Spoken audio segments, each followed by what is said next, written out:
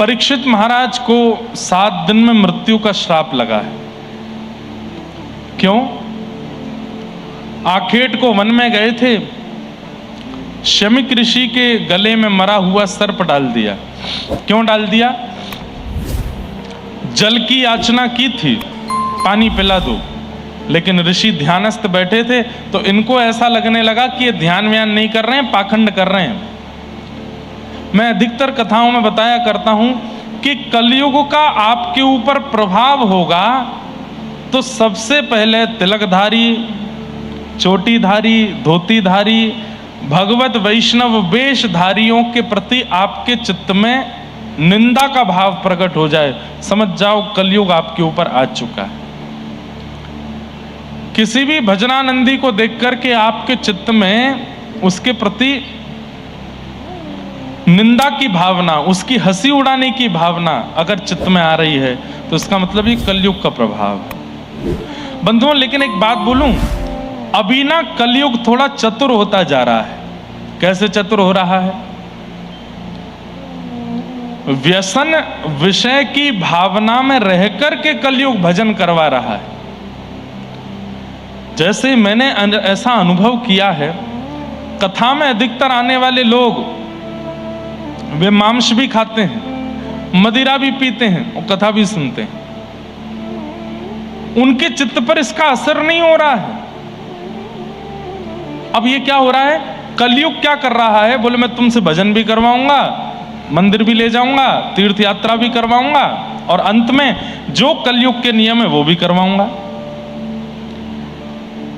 मेरी बात को अन्यथा मत लीजिएगा। अभी भजन संकीर्तन करने के नए नए ढंग शुरू हो गए हैं दुनिया में। उसके विरोध में नहीं हूं मैं, पर नाम अपना असर तो करेगा।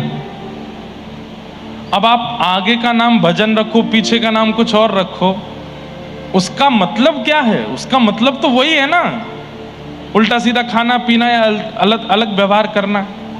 अब कथा का नियम क्या है? व्यास मंच पर व्यास जी बैठे, नीचे बिना किसी सपोर्ट के, बिना किसी व्यवस्था के सारे श्रोता बैठे और कथा सुन रहे हैं। ऐसे ही कथा चित्त में आ सकती है।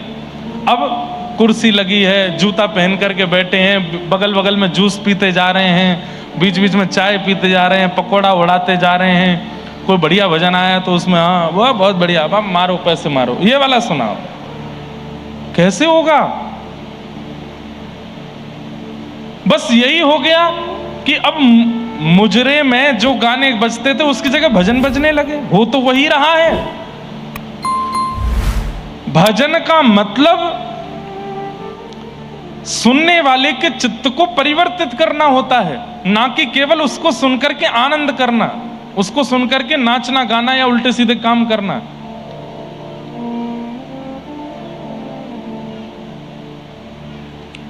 और आजकल ये होने लगा है।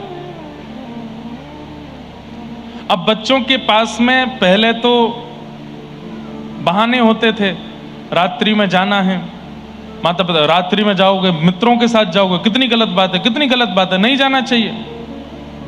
अम्मा जाने दो, थोड़े ब्रॉड माइंड बनो, थोड़ा खुले विचार वाले बनो, सब बच्चे जाते हैं, हमें भी जाने दो। अब बच्चों के पास में दूसरा है तरीका, क्या? भजन में ही तो जा रहे हैं, भजन भी नहीं सुने। आप कथा सुनने जाते हो, हम भजन सुनने जा रहे हैं। अब तो और बढ़िया बहाना मिल गया। कहां जा रहे हैं? भजन सुनने जा रहे हैं रात को। और वहां जाकर के वो भजन के नाम पर क्या कर रहे हैं क्या पता है। मेरा फिर कहूंगा, मेरा कोई विरोध नहीं है, अच्छी बात है, युवाओं को प्रोत्साहित होना चाहिए, प्रोत्साहन करना चाहिए। पर कुछ चीजें मेरे जब कान में पड़ी तो मुझे बहुत पीड़ा हुई। युवाओं का बहुत बड़ा समुदाय हमें सुनता है, यदि हम ही नहीं बोलेंगे तो फिर बहुत गलत हो जाएगा ना। महाराज जी नहीं बोले इसका मतलब प्रोत्साहन कर रहे हैं? नहीं। भजन का मतलब भजन है, कीर्तन का मतलब कीर्तन, कीर्तन मतलब जहां व्यक्ति अपने तन की स्थिति भूल जाता हो, नृत्य करते करते उन्माद हो जाता हो। वाग गदगदा द्रवते यस्य चित्तम रुदत्य भिक्षणम हसति क्वचिच्च विलज्ज उद्गायत नृत्यते च मदभक्ति युक्तो भुवनम पुनातु। ये हो रहा है? नहीं हो रहा।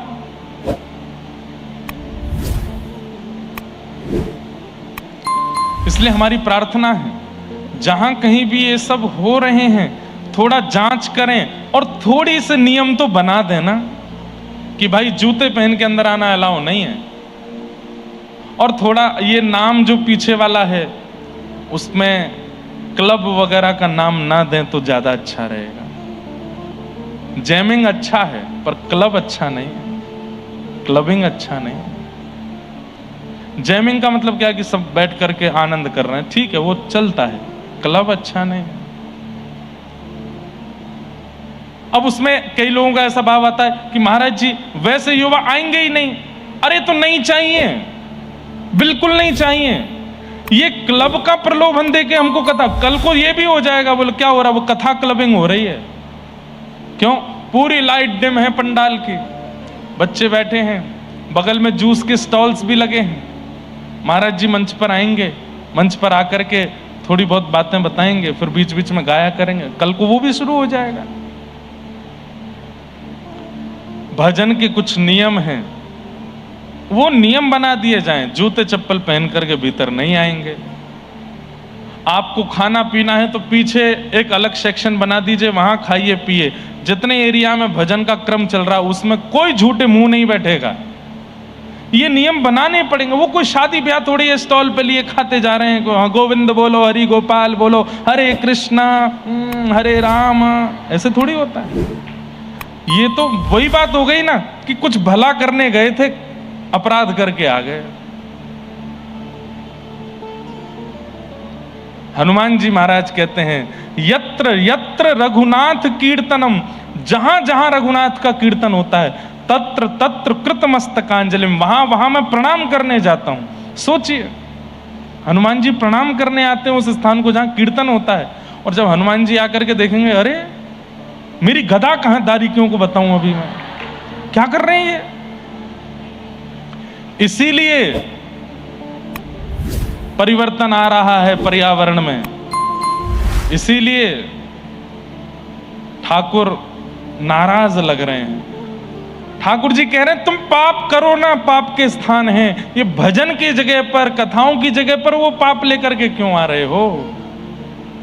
उनको यहां मत लाओ। ये कलयुग की चाल है बंधुओं, कलयुग करवा रहा है। लो तुम लोग बहुत भजन कीर्तन करने लग रहे हो, ट्रेंडिंग में आ रहा है भजन, मैं यहां पर भी ऐसे योजना बना दूंगा, सब कर पाएंगे।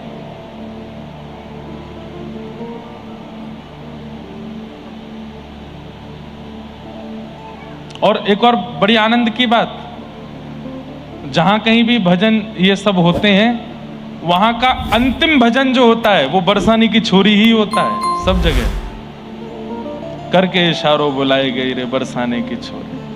अब उसमें जो छोरियां हैं वो कर रही हैं, वो इशारा दे रहे हैं। कैसे हो? कभी कभी हमें लगता है कहीं हमसे तो अपराध नहीं बन गया, ये सब गा करके हमने गलत तो नहीं कर दिया। हमने तो किसी और भाव से गाया था, किसी और भाव से कुछ कहा था, बहुत गलत।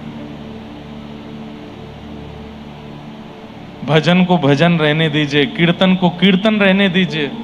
और केवल हनुमान जी नहीं आते हैं, ध्रुव जी, प्रहलाद जी, भक्तिमती मीराबाई, जितने भक्तों के नाम के, नारद जी महाराज, जब कोई उन्माद कीर्तन करता है नारद जी प्रकट हो जाते हैं वहां पर। अब कीर्तन तो हो ही रहा है, ठाकुर जी का तो नाम ही है, लेकिन वहां जब व्यवहार में वो चीज शुद्ध नहीं होती है तो दिक्कत हो जाती है। इसलिए मेरा बिल्कुल विरोध नहीं है, खूब करो प्रेम से, लेकिन थोड़ी मर्यादा बना दो।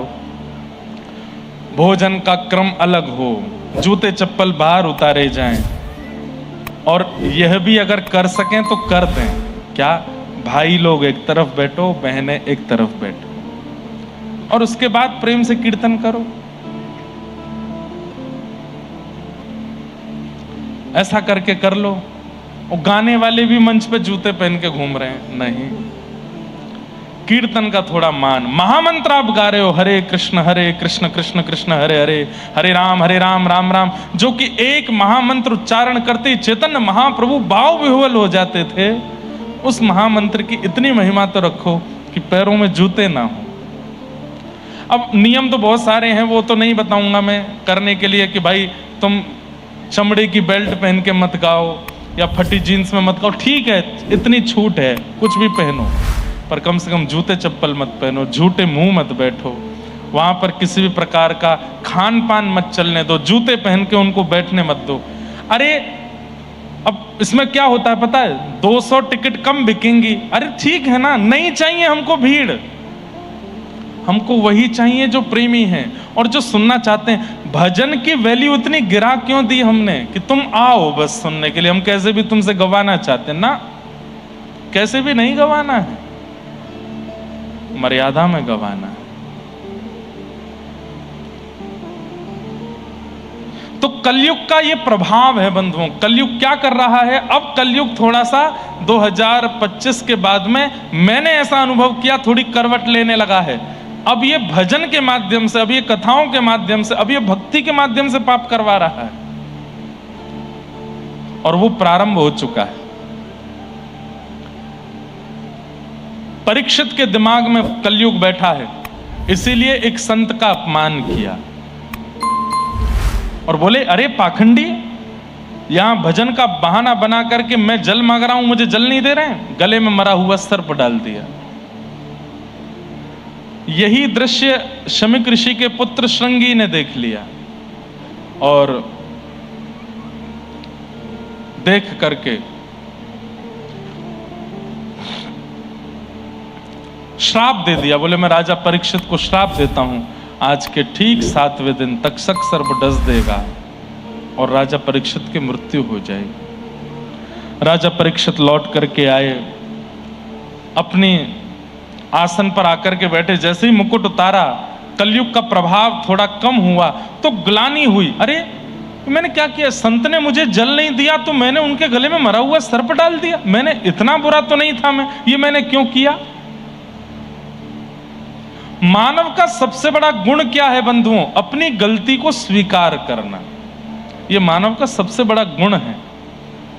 और सबसे बड़ा अवगुण क्या है, गलती करके भी उसको स्वीकार ना करना बल्कि छुपाते रहना, ये सबसे बड़ा अवगुण है। स्वीकार कर लीजिए, हां मैंने ऐसा किया है। परीक्षित ने स्वीकार किया कि ये तो अपराध हो गया मेरे से। तभी शमीक ऋषि के शिष्य, श्रृंगी के शिष्य गुरुमुख ने आकर के बताया, महाराज आपके जीवन के केवल 7 दिन बचे हैं, अपनी मुक्ति का उपाय खोज लीजिए। आपने गले में मरा हुआ सर्प डाला शमीक ऋषि के, उनके पुत्र ने आपको श्राप दे दिया है।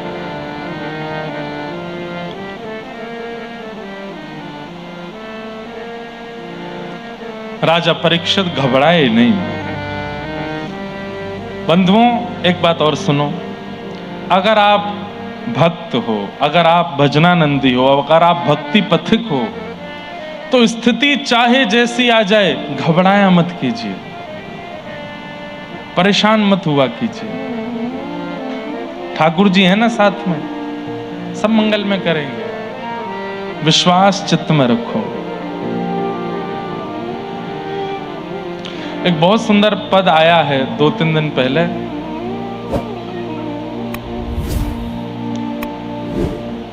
समय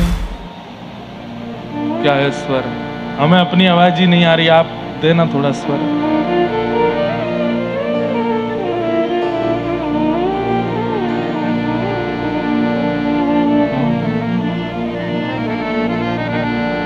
अभी वो एक नया पद आया ना, समय होत बलवान, उसके थोड़ी धुन बजाइए।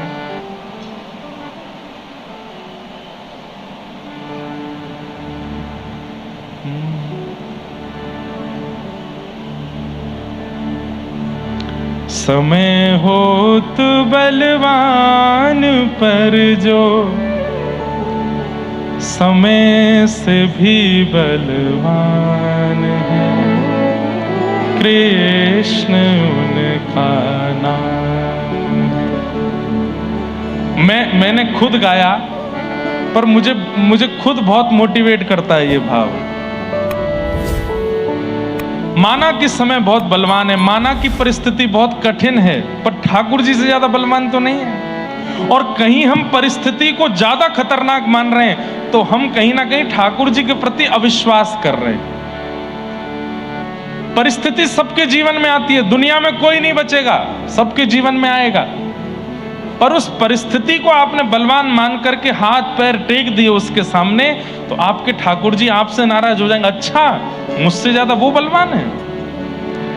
इसको सुनो, कितना अच्छा भाव है। समय होत बलवान पर जो समय से भी बलवान है, कृष्ण उनका नाम है। द्वापर के जो श्याम हैं, त्रेता के वही राम है, कृष्ण उनका नाम है। समय होत बलवान पर जो समय से भी बलवान है, कृष्ण उनका नाम।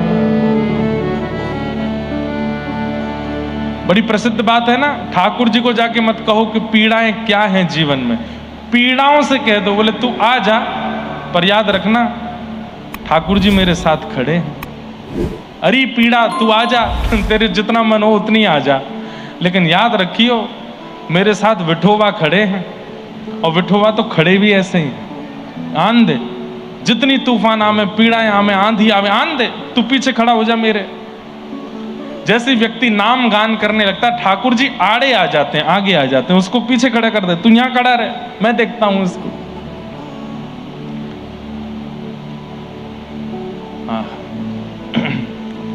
ऐसे बढ़िया बढ़िया भाव सब आपके लिए बन के आते हैं। सुनो, विचलित मत हो, परेशान मत हो, ठाकुर जी है ना साथ में।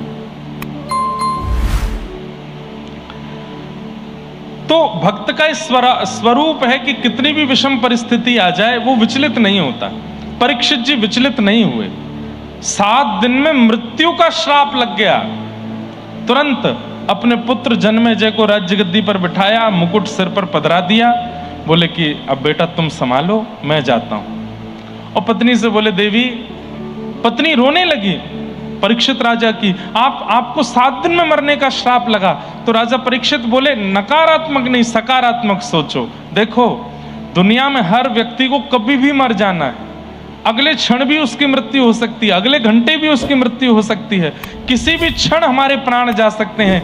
लेकिन तुम सौभाग्यवती हो, क्या तुम्हारे पति अगले 7 दिन में नहीं मर सकते? दुनिया की कोई नारी नहीं कह सकती कि मेरे पति कल जीवित रहेंगे, पर तुम कह सकती हो कि 7 दिन तक मेरे पति को कुछ नहीं होगा। हो सकता है मेरे प्राण कल जाने वाले हों, आज शाम को जाने वाले हों, लेकिन एक ब्राह्मण ने मुझको 7 दिन की मोहलत दे दी है, और ब्रह्मा भी चाहेंगे तो 7 दिन में मेरी मृत्यु नहीं हो सकती। इसलिए देवी प्रसन्न रहो, मैं सौभाग्यवती व्यक्ति हूं इस संसार का। क्यों? क्योंकि जिसको अपनी मृत्यु का समय पता चल गया है, अब मैं अपने 7 दिन में वो सब कर लूंगा जिनसे भगवत प्राप्ति हो सके, चिंता मत हो। और राजा परीक्षित वन को चले गए। बंधुओं, परिस्थिति में सकारात्मक होना बहुत बड़ी बात है। आपके संपूर्ण भजन, कथा, धाम सबका पूरा जो है परीक्षण हो जाता है उतनी देर में कि आप कैसे हुए, क्या बात बोले, क्या कहे, क्या नहीं कहे। कई बार कथाएं, अनंत कथाएं सुनने वाला व्यक्ति भी विषम परिस्थिति में, मैंने देखा है, खूब अनर्गल बोलने लग जाता है, पूरा आपा खो देता है शरीर का। लेकिन विषम परिस्थिति में आप शांत हैं, आप मौन हैं, और आप धैर्यवंत होकर के जी रहे हैं। अच्छा, ठाकुर जी की कृपा है।